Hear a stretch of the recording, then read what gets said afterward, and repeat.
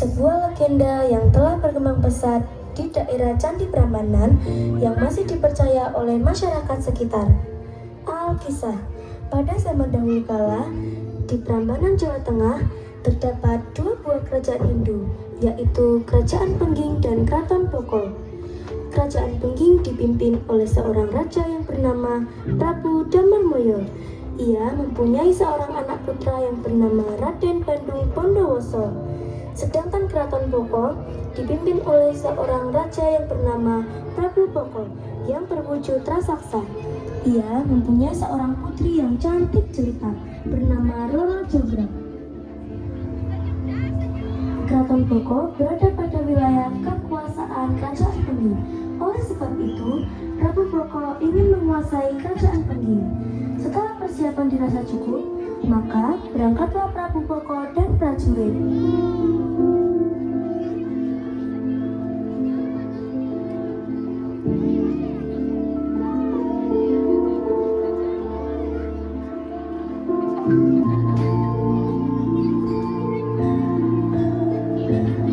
Sesampainya di Kerajaan Pengging, siapa kalian dan mengapa kalian datang ke sini?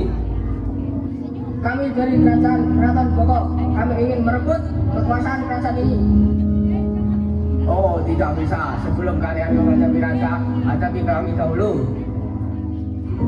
Apa salah kami sehingga kalian ingin merebut kekuasaan dari kerajaan ini? Sudahlah raja, kita serang saja mereka. terjadilah pemberontakan antara kedua kerajaan.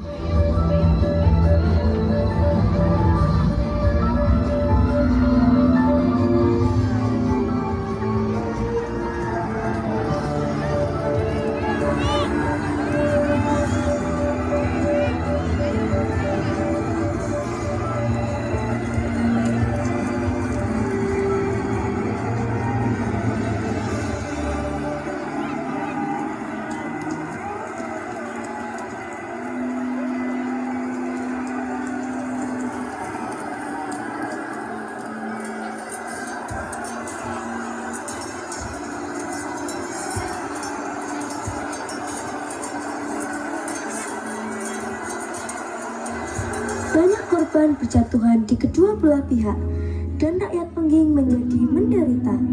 Mengetahui rakyatnya menderita, maka dia mengutus anaknya Bandung Bondowoso untuk balas dendam kepada Prabu Poko.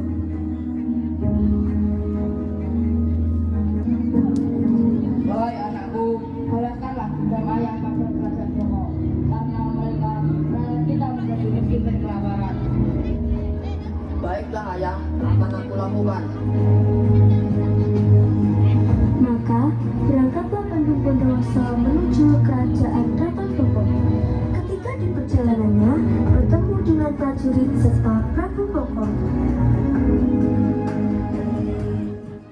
Siapa kau? Sepertinya kau bukan rakyat dari kerajaan ini. Memang bukan. Aku adalah Raden Bandung Bondowoso, putra Prabu Damarmoyo dari kerajaan Pengging. Tujuanku datang ke sini ingin membalaskan dendam ayahku terhadap rajamu. Ada apa ini? Dan siapa kau? Aku adalah Bandung Bondowoso. Aku ingin membalaskan dendam ayahku padamu karena kau telah membuat rakyatku menjadi menderita. Dan terjadilah perang yang sangat sengit antara Bandung Bondowoso melawan Prabu Poko.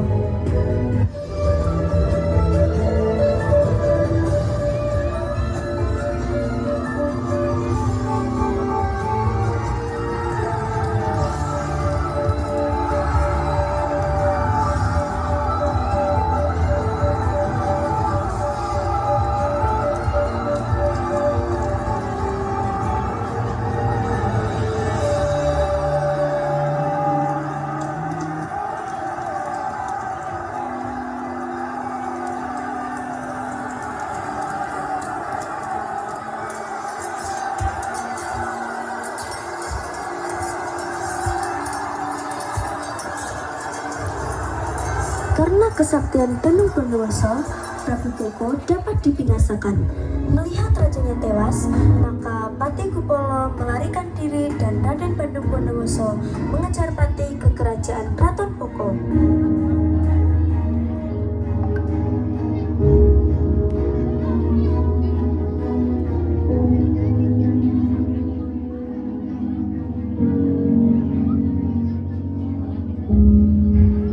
Sesampainya di kerajaan Poko,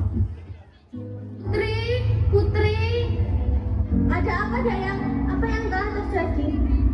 Ayah Putri telah tewas dibunuh oleh Bandung Bondowoso.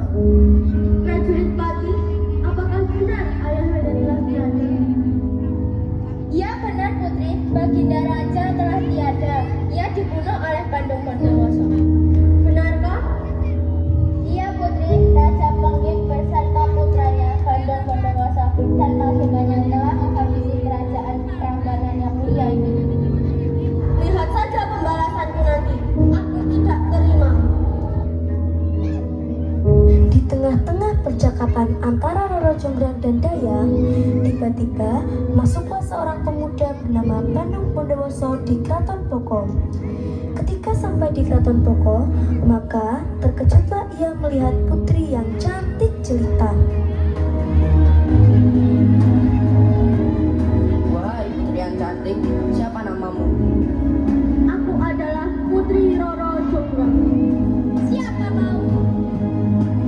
Aku adalah Raden Bandung Bondowoso, putra dari kerajaan Pengging. Putri, bukankah dia orang yang telah membunuh ayahmu? Benarkah?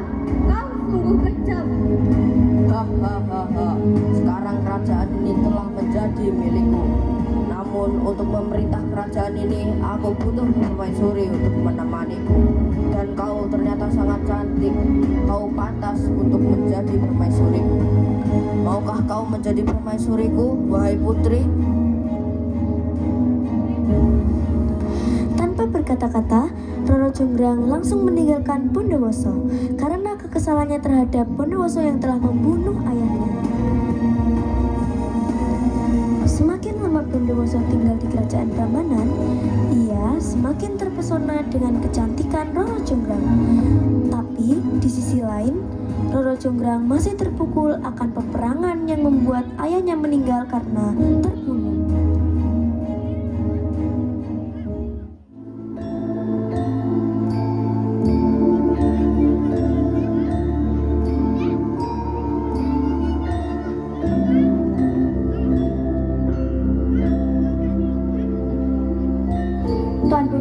apakah Tuan Putri masih bersedih? Tentu Dayang, aku benci sekali dengan Bondowoso yang telah membunuh ayahku. Apakah Tuan Putri ingin teh hangat? Mungkin dapat sedikit menenangkan Tuan Putri. Boleh, aku mau.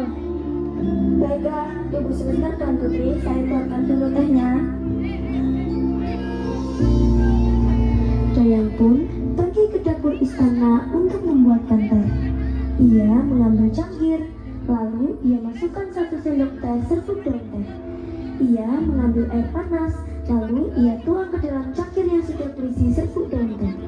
Saat sedang mengaduk teh, Bandung Bondowoso datang menghampiri Roro Jonggrang. Wahai Roro Jonggrang, mengapa kau hanya sendiri? Di mana Dayangmu? Dia sedang membuatkan teh untukku. Tuan Putri, kutanya sekali lagi, maukah kau menjadi permaisuriku?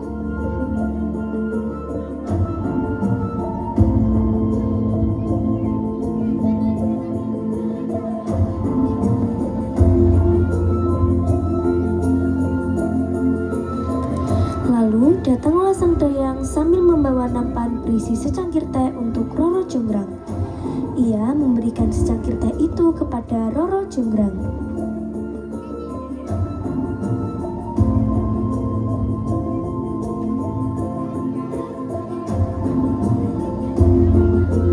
Dayang, apa yang harus kulakukan? Aku sudah muak mendengar pertanyaan itu. Tuan Putri, kalau boleh saya beri saran, sebaiknya Tuan Putri memberi syarat yang mustahil ia penuhi. Kalau dia gagal, dia tidak dapat menikahi Tuan Putri. Kira-kira apa syarat yang harus saya berikan? Lebih baik ikuti kata hati Tuan Putri. Bagaimana Putri? Sediakah kau menjadi permaisuriku? Baiklah, aku mau. Tapi ada syarat yang harus kau penuhi terlebih dahulu. Syarat? Syarat apakah Tuan Putri? Kau harus membuatkanku 1000 candi dan 2 buah sumur. Dan itu harus sudah selesai saat matahari terbit.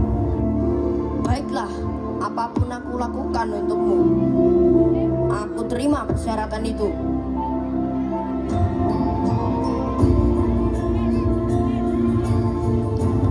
Setelah menyetujui persyaratan yang diberikan oleh Roro Jonggrang, Bandung Bondowoso segera menghampiri ayahnya di ruangnya. Sang ayah memiliki kekuatan magis dan dapat memanggil jin. Bondowoso akan meminta bantuan ayahnya untuk memanggil jin-jin agar membantunya memenuhi persyaratan yang diberikan oleh Roro Jonggrang.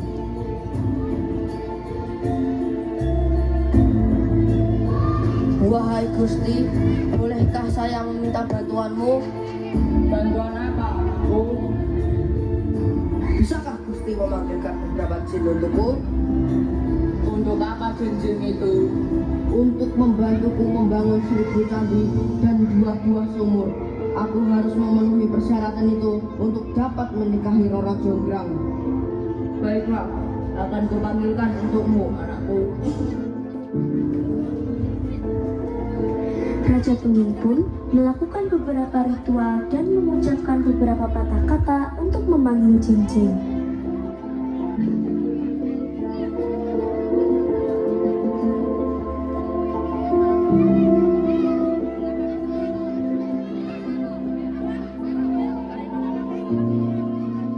Ada apa kau memanggilku?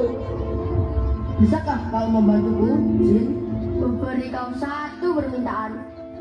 Tolong buatkan 1000 candi dan 2 buah sumur dalam waktu semalam dan harus sudah selesai saat terbitnya matahari. Wani piro? Aku serius dengan permintaanku, jin. Baiklah, akan kulaksanakan.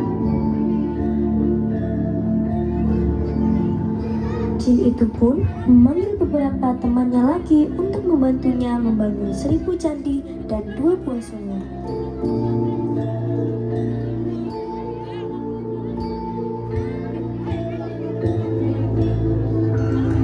Jin-jin itu melakukan pekerjaannya dengan sangat cepat. Hingga tengah malam, sudah setengah jumlah candi yang sudah hampir selesai. Dayang yang mengetahui pembuatan pembuatan candi hampir selesai, segera melapor pada Roro Jonggrang. Tuan Putri, pembuatan 1000 candi sudah hampir selesai. Apa? Aku harus mencegahnya untuk berhasil menyelesaikannya. Tenang Tuan Putri, pasti ada jalan keluarnya. Baiklah Dayang, bangunkan dayang-dayang yang lain sebelum fajar dan suruh mereka membakar jerami dan menumbuk padi di lusung, serta taburkan bunga-bunga yang harum baunya. Baik Tuan Putri. Dayang pun membangunkan dayang-dayang yang lain dan menyuruh mereka membakar jerami dan menumbuk padi di lesung serta menaburkan bunga-bunga yang harum baunya seperti yang diperintahkan oleh Roro Jonggrang.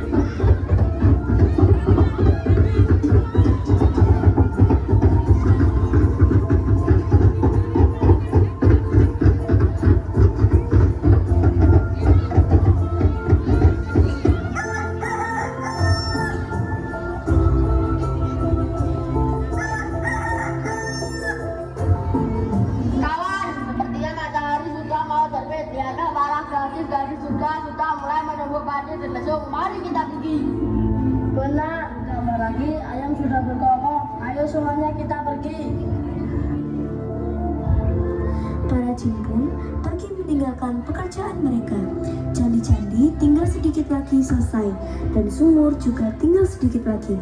Roro Jonggrang terlihat senang karena rencananya berhasil dan Bandung Bondowoso tidak dapat memenuhi persyaratannya. Di lain pihak, Bandung Bondowoso sangat kecewa karena tidak dapat menjadikan Roro Jonggrang sebagai permaisurinya.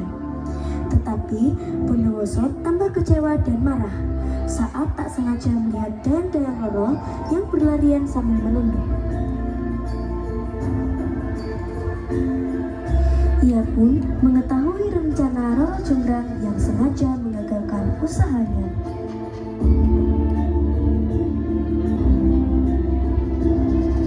Bagaimana? Apa permintaanku sudah terpenuhi? Wahai Roro Jonggrang, mengapa kau sangat licik? Kau telah menggagalkan usahaku dalam mewujudkan 1000 candi yang tinggal kurang 1 candi lagi. Karena kelicikanmu dan dayang-dayangmu, jadilah kau sebagai arca dalam candi yang ke-1000 dan dayang-dayangmu tidak akan menikah hingga mereka tua. Bondowoso meneriaki kutukannya dengan amarah. Akhirnya, Roro Jonggrang pun menjadi arca menggenapi candi yang ke-1000 atas akibat janji yang telah diucapkannya dan kelicikan yang dilakukan oleh Roro Jonggrang.